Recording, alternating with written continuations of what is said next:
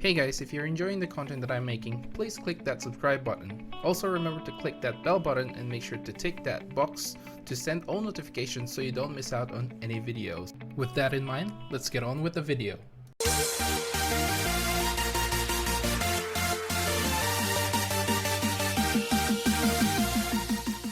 What's up guys, welcome to Monchkinz Gaming, where we take your gaming to the next level. This is Monchkinz logging in to bring you another Dissidia Final Fantasy Opera Omnia video.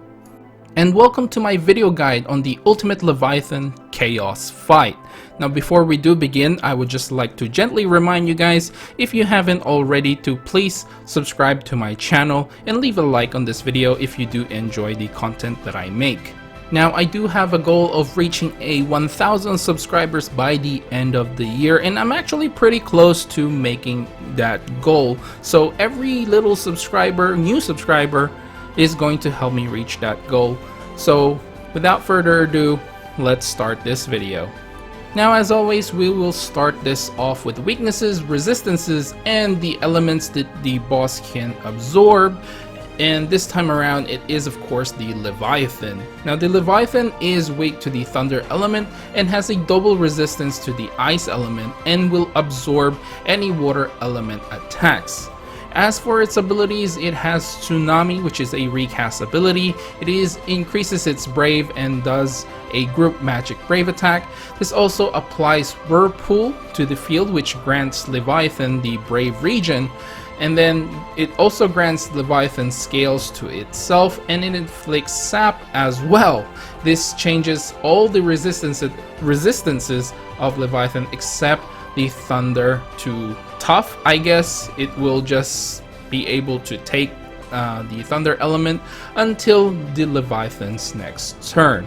Now this also has a plus version. The Tsunami Plus is basically will have a greater Brave increase than the normal Tsunami. Next up is Spume. It increases the Brave, and when its Brave is less than its initial Brave, and will do a magic HP attack. Hydro Shot, which is a water magic Brave attack, which also has a high turn rate. Next up, it has Gush, which it recovers itself from its break status and will do a water magic Brave attack plus HP attack. This also cancels the magic attack boost it gains from attacks grown more powerful. Next up, it has High Tide, which is a group water magic Brave attack which can inflict an attack down debuff. Next is Tidal Spiral, which is another water magic Brave attack, which this time it inflicts a speed down, and this also has a high turn rate. Now there are a couple of texts that you may want to see or will see during the entirety of the fight. The first one is Gathering Waters. This basically raises the attack, defense, speed, initial Brave, and max Brave of Leviathan. And the next one is Further Gathering Waters. Basically, this is just another better version of Gathering Waters, which means it will have an extra attack, defense, speed, initial Brave, and another max Brave increase. Next is Attacks Grown More Powerful. This basically increases its magic attack and nothing else really. Next is Resist Veil. Now this is something you may know during the fight on Ifrit and also on Shiva, and of course Ramu as well. This basically will trigger when the Leviathan inflicts a break or is attacking a enemy afflicted with break status. This basically nullifies any HP damage that it will take until it gets broken. And finally, the Leviathan also has a few immunities to debuffs. This time it's initial Brave down and max Brave down debuffs. Okay, so now that we know the weaknesses, the resistances, and the elements that the Leviathan can absorb, and plus its abilities, it's time to take a look at some general tips and guide. And the first one is, this time around, go all out. This is a one-wave fight, but do be careful. This is still a pretty hard fight. Leviathan can definitely one-hit KO any of your characters if you give it the chance. So, even though it is a one-way fight, just be careful. go all out with your abilities as much as you can. And don't forget to use, of course, your additional abilities as well. Now for my next tip is to bring in the realized characters. Now we do have a few of those characters. We have Kryl, Zell, Cloud, Vincent, Garland, Wire of Light, Tidus, and of course Fang. Now this doesn't really guarantee that you're gonna, clear this fight or even complete this fight if you bring all of these characters together. You will need to build around your team, of course, not just all DPS. You will probably need a little bit of support here and there. So just, take a look at my party composition later down in this video. And I would probably just gently remind you as well that having a max limit broken EX plus on these characters is definitely gonna help you clear this fight. Of course, at the moment, Cloud is probably the best character to max limit break. However, if you do decide to max limit break, say Kryl, Zell, or any other of these characters, it's definitely gonna help you clear this fight. And not only that, you do need your summon boards as well with these characters. Now, other characters that you might consider to bring at the moment, we do have Sarah, Noctis, Ramza, and of course Dark Knight Cecil. And for your healers plus Brave battery options, unfortunately I feel like Charlotta is probably the best choice out of everyone else. There is a questionable character, which is Porum, which some people do have her EX and it's definitely going to help you out as well. However, the Leviathan actually has a very, very high max Brave, so I don't think even Porum's HP damage reduction is going to save your characters. Now for the summon, of course, I would highly recommend bringing a level 30 Ramu for your summon. Okay, so now that we have done the general tips, let's take a look at some of the strategies that I have implemented in order to complete this fight. Now the first one, let's talk about the friend support. We do have a few options in terms of friend support. You can either bring a Cloud that has an EX plus, max limit broken. You do have Charlotta as well, and of course you have Dark Knight Cecil, which is still a pretty good friend support to take with you in this fight. And finally, I've added Quistis here because again, I have managed to complete this with a Quistis friend support. Now my next tip is to try to get paralysis without using finishing touch during the early stages of the fight. This way you can save some of your guaranteed paralysis in the later stages of the fight when you really need them the most.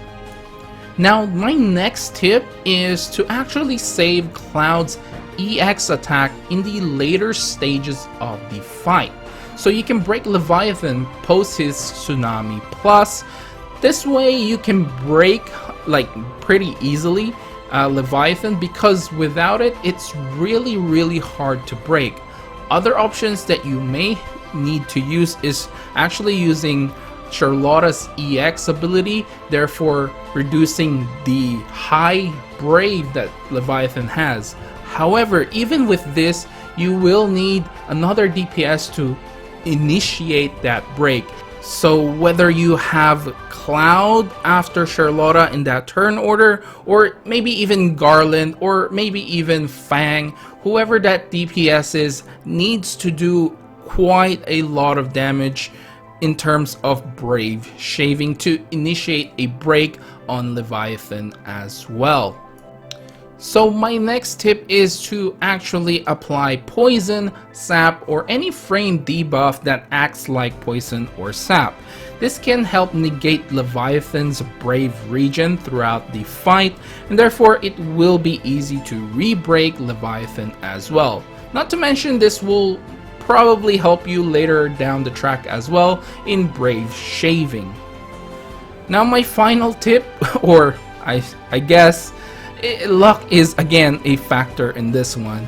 Pray you can paralyze Leviathan a few times without relying on finishing touch, and of course the guaranteed paralysis. A few paralysis here and there is really gonna help you clear this fight, and especially if you get that lucky paralysis later down the track, which for whatever reason I didn't get. but I still counted myself lucky anyway because I managed to complete this fight.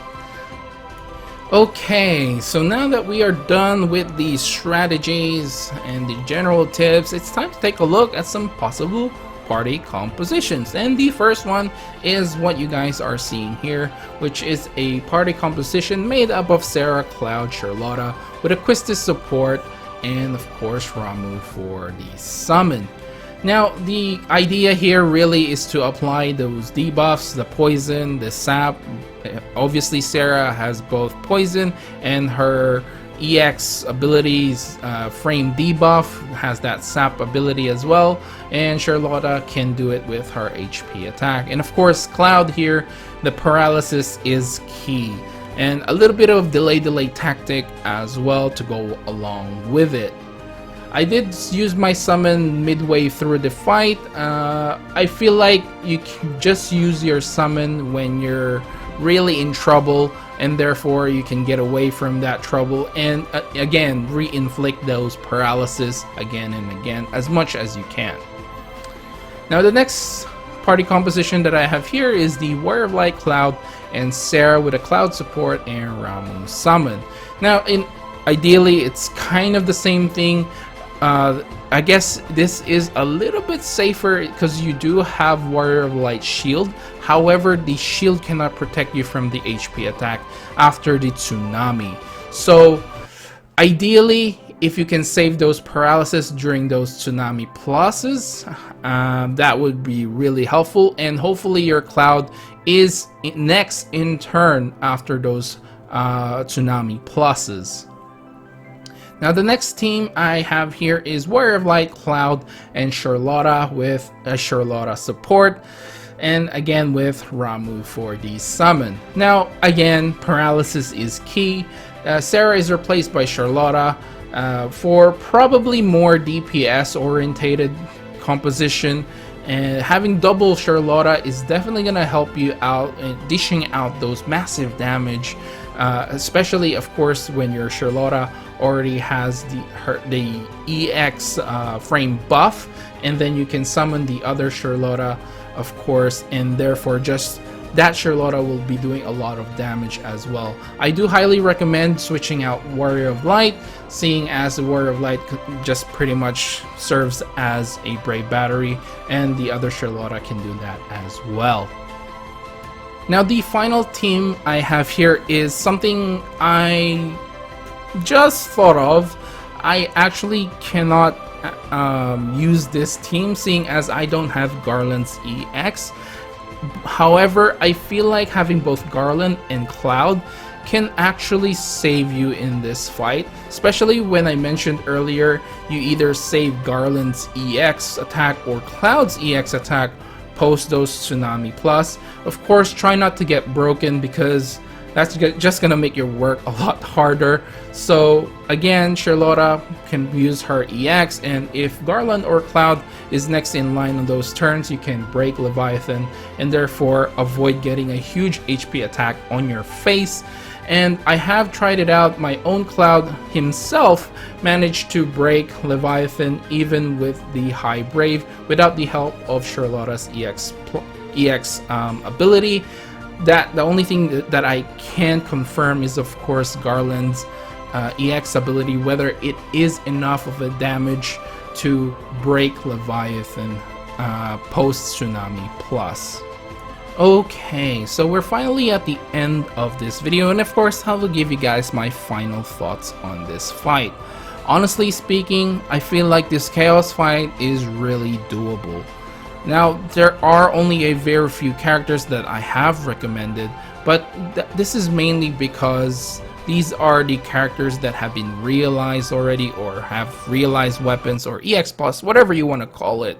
And if you manage to max limit break in any one of these characters that I have recommended, will make the fight a lot easier. Now obviously if you have two fully limit broken EX plus characters, this fight is going to be a little bit of a cakewalk for you.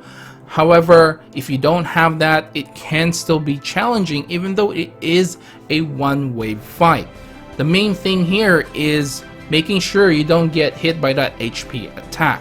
So if you can get around the high-ass max brave that Leviathan has, then this fight is pretty doable.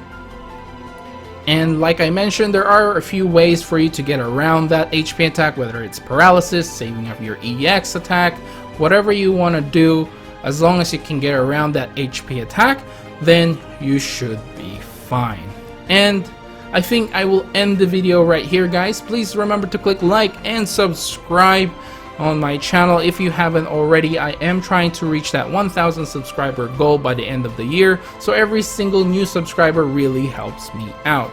And of course, leaving a like definitely helps my videos out. It lets me know that you guys are interested in these kinds of video, and of course with YouTube algorithm and stuff, those likes and of course your comments as well will definitely make this video a little bit more popular, I guess, or get it out there to the other DFFOO players.